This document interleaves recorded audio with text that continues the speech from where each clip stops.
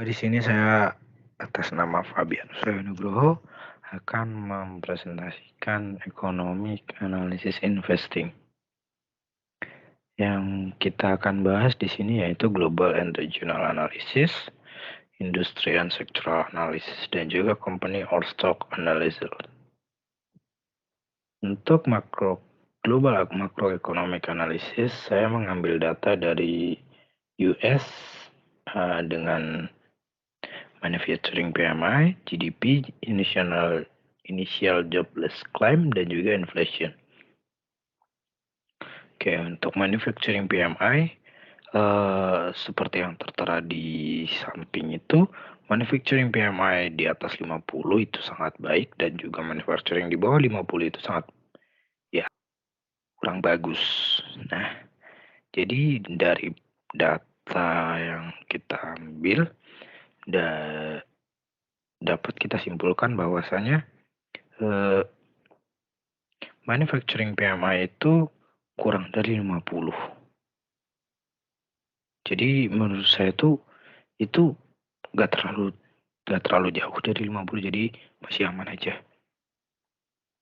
Untuk US GDP-nya, untuk dari Amerika itu sekarang berada di 3%. Dan untuk GDP itu dia menurun dari tahun-tahun sebelumnya, dan menurut saya itu sangat baik untuk invest. Initial jobless claim. Ada peningkatan di tahun 2020 di situ karena ada COVID-19. Jadi jumlah pengangguran di Amerika itu sangat melonjak naik, dan pada 2021 tingkat penganggurannya tuh semakin menurun. Jadi ya menurut saya bagus untuk invest di situ. Untuk inflasinya juga sama. Untuk target inflasinya itu 2%, tetapi yang masih dipegang oleh Amerika sekarang itu 3-4% untuk inflasinya. Tetapi menurun dari tahun sebelumnya. Jadi karena harga barangnya turun, menurut saya bagus untuk invest sekarang. Oke. Untuk yang kedua ada regional analysis. Untuk regional analysis, saya mengambil data dari negara Indonesia. Dan yang pertama saya akan bahas GDP, balance of trade, terus interest rate decision, inflation, dan manufacturing PMI. Yang pertama, GDP.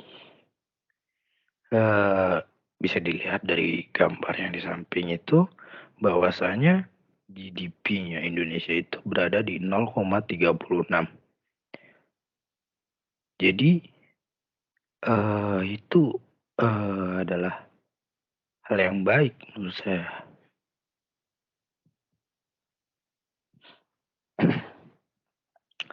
Yang kedua ada trade balance. Nah, di situ kita bisa lihat bahwasanya untuk Indonesia sendiri mendapatkan penghasilan ekspor dan impor itu mendapatkan laba atau untung 2,91 billion. Jadi menurut saya negara ini sangat bagus untuk invest. Nah, dan terus ada interest rate decision. Untuk di interest rate decision itu berada di 5,7%. Itu meningkat ya dari tahun sebelumnya yang berada di 3,50. Inflasi. Untuk inflasi Indonesia itu sekarang berada di angka 4,97%, turun dari bulan Maret lalu yang berada di angka 5,47%. Jadi inflasi ini semakin tinggi berarti maka semakin tinggi pula harga barang. Jadi menurut saya semakin kecilnya inflasi ini semakin bagus kita untuk invest di sini gitu. Dan yang terakhir ada manufacturing PMI. Untuk manufacturing PMI sama dengan hal yang tadi yang saya jelaskan di awal, bahwasanya kalau di atas 50 itu baik, kalau di bawah 50 itu kurang baik. Jadi karena untuk Indonesia itu dia agak di atas 50, maka menurut saya bagus untuk invest di Indonesia. Oke. Terus ada sektor-sektor dan industri jikalau suku bunga naik, sektor mana saja yang perlu dihindari. Dan saya tidak merekomendasikan untuk 3 sektor ini. Yang pertama real sektor, manufacturing sektor, dan juga teknologi sektor. Ya, bisa dilihat ada real sektor, di situ ada pemaparan dari para ahli, dan juga sektor manufaktur juga, dan yang terakhir adalah teknologi sektor. Dan karakteristik yang bagus untuk perusahaan karakteristik perusahaan yang bagus untuk kita invest di situ. Menurut saya dari filternya saya ngambil regionalnya Indonesia, terus sektornya healthcare sama financial service. Dan terus di situ saya ngambil return on equity-nya 20% dan juga debt or equity-nya itu di bawah dari 50%. Dan saya mendapatkan tiga perusahaan yang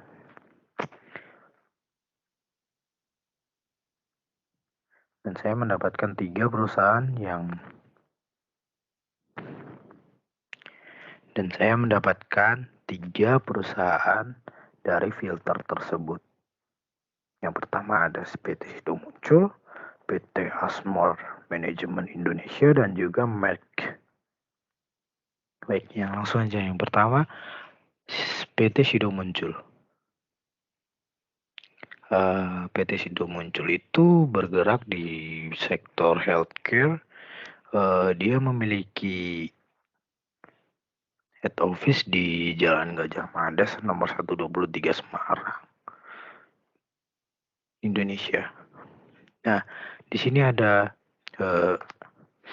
daftar nama komisarisnya dari komisaris utama sampai komisaris independen. Yang kedua ada direktur. Ini adalah direktur dari PT Sido Muncul.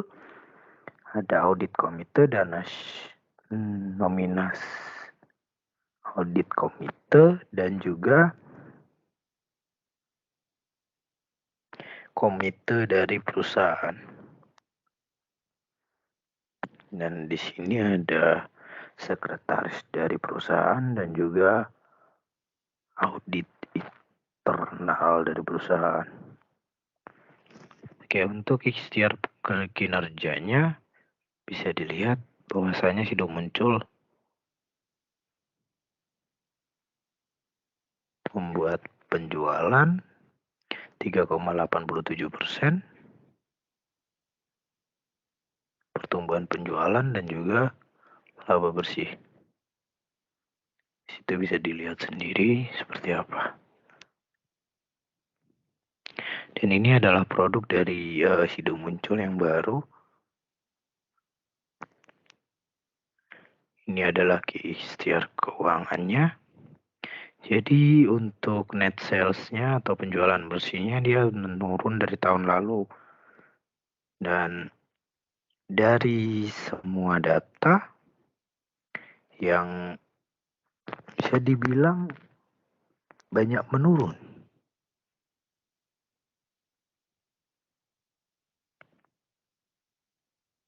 Ini adalah informasi dari sahamnya Sido Muncul. Dan juga ini juga ada membahas tentang inflasi Indonesia tahun 2021 sampai 2022. Dan untuk wilayah operasi dari PT Sido Muncul itu dari Indonesia dan juga bermancanegara. Di sini ada penghargaan atau sertifikat dari yang didapatkan oleh perusahaan Sido Muncul Tbk.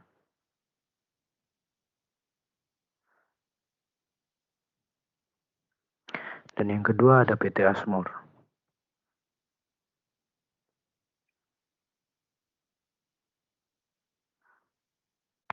Untuk PT Asmor itu kita dapat dilihat di situ bahwasanya ada di GDP per kapita, ada share of growth GDP,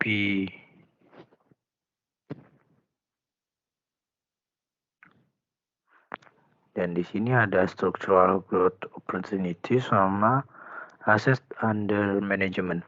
Bisa dilihat bahwasanya kalau asetnya itu menurun dari tahun lalu, bahwasanya kalau tahun lalu itu 94,4 BN, sedangkan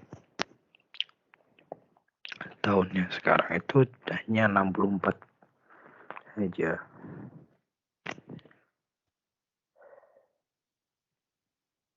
Bisa dilihat juga di situ penurunannya sangat tidak terlalu jauh ya dari adjusted EBITDA margin sama dan di delete EPS-nya itu menurun sangat tajam ya dari 34,2 sampai menurun hingga 12,6, dan ada solvency ratio-nya berada di tingkat 530%, sedangkan pada 2021 itu berada di angka 391%.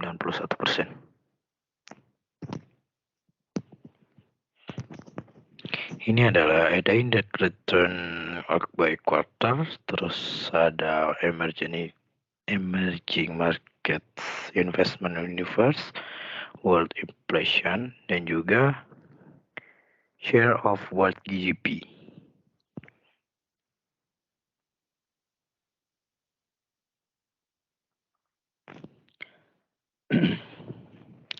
Di sini ada PT Small Emerging Market Investment and World Network.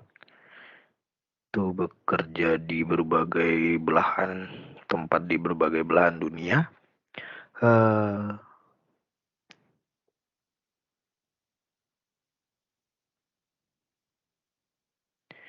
Dan di sini ada National NTG,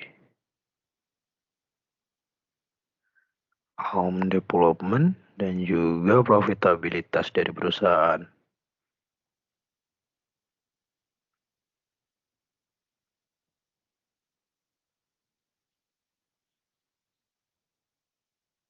Di sini ada total share return dan gross profit, group profit.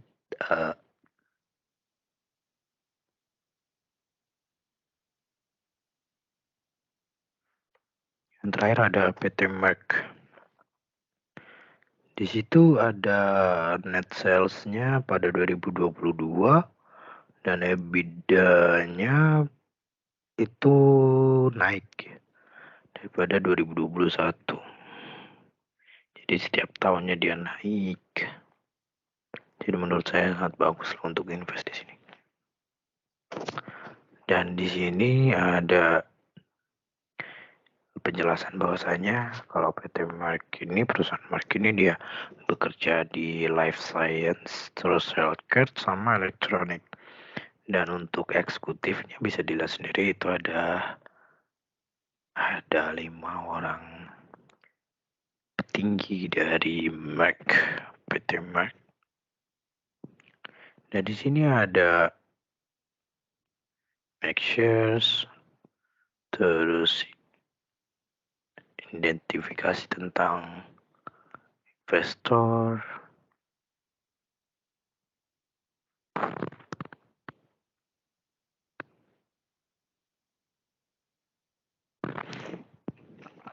Di sini ada juga internal management system dari Merck Group, bisnisnya dan juga projectnya juga ada di situ. Untuk Merck Group yang ini ada net sales dan organic growth. Jadi net sales-nya itu atau laba bersihnya itu bisa dibilang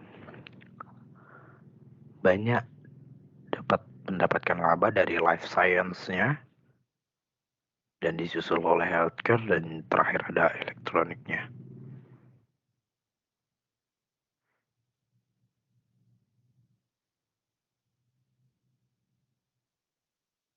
Ini ada EBITDA pre bisnis sektornya. Dan di sini ada net sales dari life science dan EBITDA juga dari life science. Terus di sini ada pemaparan tentang healthcare, kayak dari healthcare kita dapat apa aja, dapat uangnya berapa dari mana gitu. Dan yang terakhir dari elektroniknya juga. Dan di sini profit of after tax dari Merck Group ini dari tahun ke tahun itu naik ya. Bisa dilihat sendiri dari 2021 berkisar 3.003 dan untuk 2022 itu 3.288.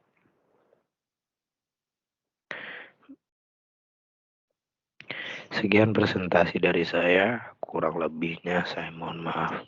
Terima kasih.